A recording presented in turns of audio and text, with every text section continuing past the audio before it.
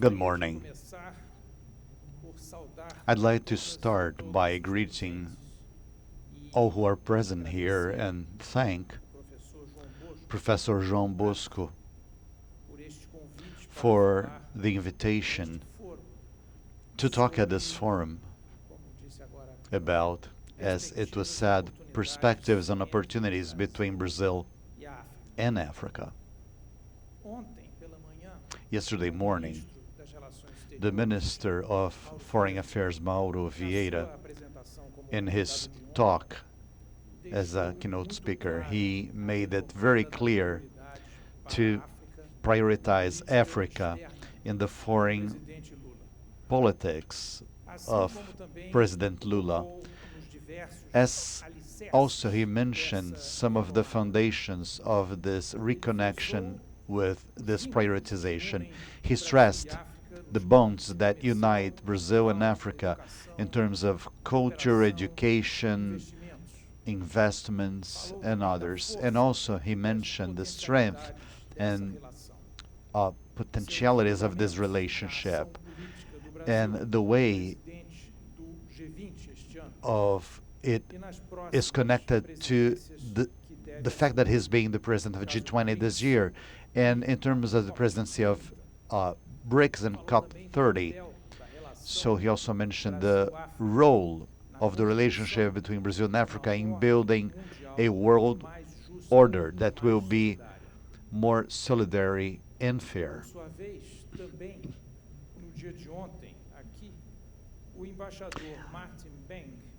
Ambassador Martin Bank yesterday, the Dean of the African ambassadors in Brasilia, summarized at the end of his talk the relationship Brazil and Africa in 3 P's: profound, privileged, and promising. Both talks situated in a very good way this relationship in the current moment in this 12th edition of Brazil-Africa Forum. What would then be the main perspectives and opportunities for the relationship between Brazil and Africa? It's important to highlight the guiding theme of this 12th edition of this forum, which is present in the discussions of panels and parallel discussions that we had yesterday. Investment in infrastructure to boost sustainable development in Brazil and Africa. The choice of this motto is quite significant and relevant. Investment in infrastructure aims at boosting sustainable development. In other words, it's not only about economic growth, it's not only about sustainable development only in Brazil or only in Africa, but in both countries. It's implicit in this motto that Brazil shall take part in the sustainable development of Africa, and that Africa shall participate in the sustainable development of Brazil. And this opportunity that we have today for Brazil and Africa.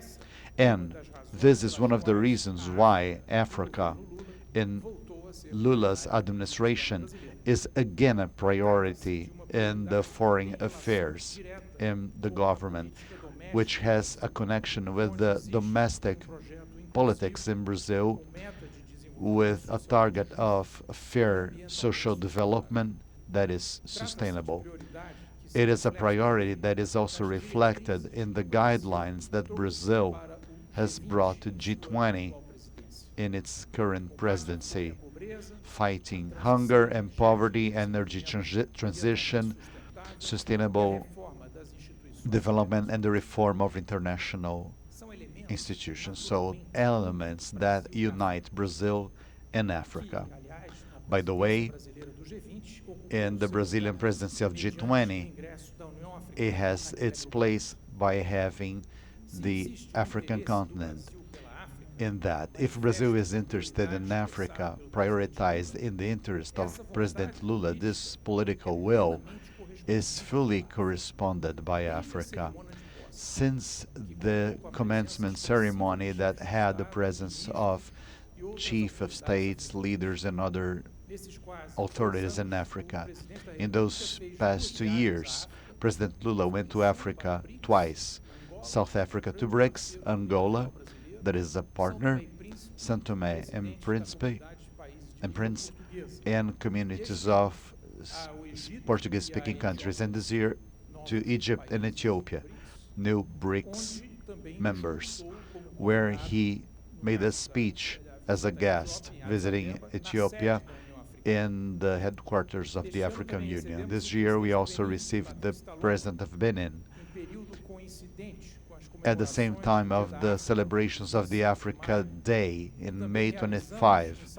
And we also had in Salvador the conference of the African diaspora in the Americas, invited by Togo and the African Union. When we were celebrating that, August 31st, the International Day of Afro-Descendant People.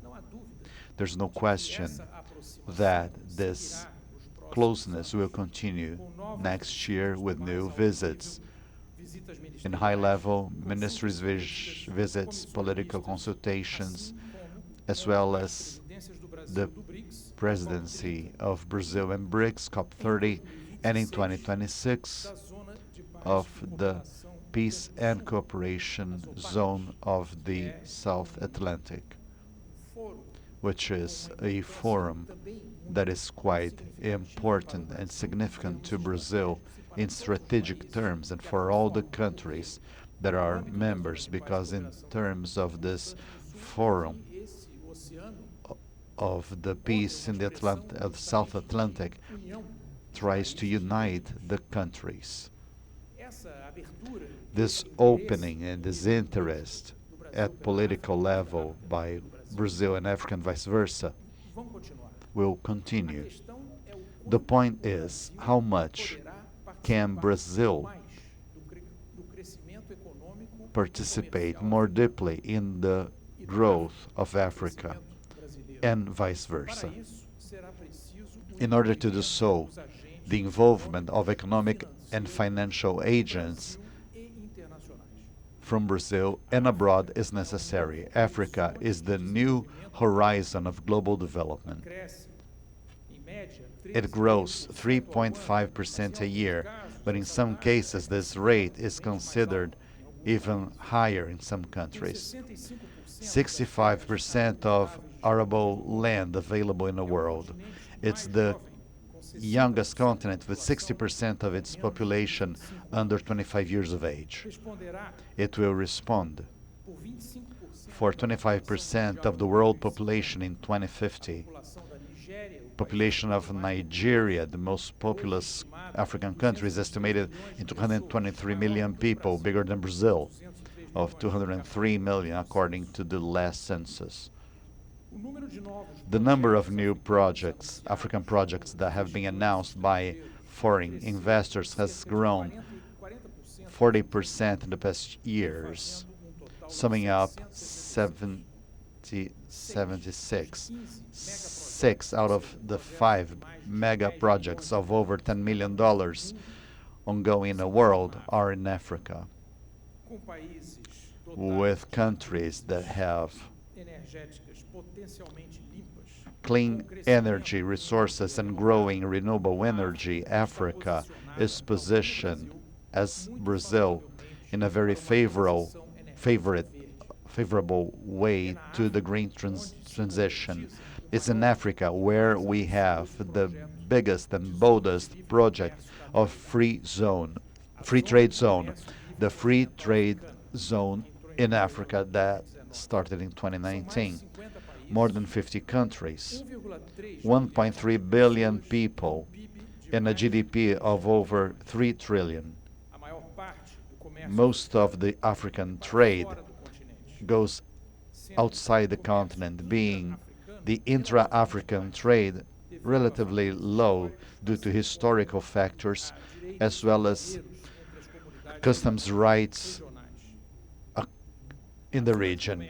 The free trade zone in Africa can change this reality and boost at least in 7% Africa's income, 450 billions until 2035, enabling that over 30 million people will be taken out of poverty, extreme poverty. In this area of free trade, African countries can build a continental market of goods and services ensured by the circulation of capital and people, and putting the foundations of a continental customs unity to the world and to Brazil and to Mercosur. It's a great opportunity. In 2022, more than two-thirds of the exports of Mercosur to Africa went to countries with which this bloc has no trade agreements. Therefore, this can be enhanced. The trades with Brazil and African continent is still shy, not so big, having possibilities like 22 million is what Brazil has with Africa today. India has more than 100 millions, China 243 million. In 2023, the destinations of our exports to Africa were Algeria, Egypt, South Africa, Morocco, and Nigeria. In the opposite way, Brazil imported from Algeria, Morocco, Nigeria, Angola, and South Africa, mainly. This trade that we have today with Africa was bigger before. In 2007, it was 7% of the total Brazilian trade. In 2023, it was only 3.5%. So there's a potential there. Brazil is also the same position in the past 20 years in the participation of African trade. In 2003, it was the 16th, and today it's the 15th. And here, the representative of Afreximbank represented 3 or 4% of the trade between one region and the other, so it's very little. But even though there are data and promising signs, the stock of direct investments in Africa and Brazil has grown 57% between 20 and 21, reaching 2.3 billion in 2021, being South Africa the main African investor in Brazil. Examples of African investments announced in this country include the expansion of Terminal 3 of the airport of Sao Paulo, Guarulhos, by a South African company, and an important investment of a fertilizer factory in Maranhão by companies from Morocco. The stock of investments of Brazil in Africa reached 1.9 billion in 2021, being Angola the main destination of those investments. These are elements that mean the increase of the need of investments in infrastructure in Africa for a better flow of its production of minerals to ports, to commercial interchange favored by the free trade zone in Africa, or to the production of energy and food and better mobility of a growing population. The African infrastructure will be consolidated and amplified. The relationship is growing. Apex Brazil has 14 projects in different sectors focused on African countries. In a map of opportunities, which is a free tool that is available by Apex, we identified more than 5,800 opportunities for Brazilian exports to the 54 African countries, covering a wide variety of sectors such as food, beverage, oil, iron ore, cars, and manufacturing steel or iron. with the Ministry of Foreign Affairs in 2023, missions were done to Egypt, Ethiopia, and this year in Namibia and Mozambique, Tanzania, and Botswana. This intense agenda of commercial promotion complements the cooperation that Brazil has with Africa that includes agricultural productivity, health, diversification of economy, industrialization, green industrialization and digital industrialization, and science and technology, with a significant program in terms of cooperation is Comener in the south of Angola. It's a project that is shaped in San Francisco Valley and Codevaf. It's a project that has a great potential to become emblematic in terms of the cooperation between Brazil and Africa. Ladies and gentlemen, the politics towards Africa represents an integrated and balanced vision of our foreign politics because it's connected to internal policies in human rights, fighting racism, and racial equality. Africa is today, directly or indirectly, the topic of all secretariats in the government. The development of Brazil shall not and cannot be separated by the African development. The priority in terms of policies that the Ministry of Foreign Affairs considers all those factors towards Africa that points out into a single direction, making this relationship to go deeper. This event, when they gather business people, investors, people from the academia, journalists, and governmental authorities, plays a crucial role in raising awareness of the position that Africa shall have in the Brazilian agenda and in the international agenda. If one of the biggest challenges is mobilizing the capital necessary to the realization of investments in infrastructure, there are conditions so that those movements can be translated in more sustainable development and energy transition, both in Africa and in Brazil, with very positive return to all.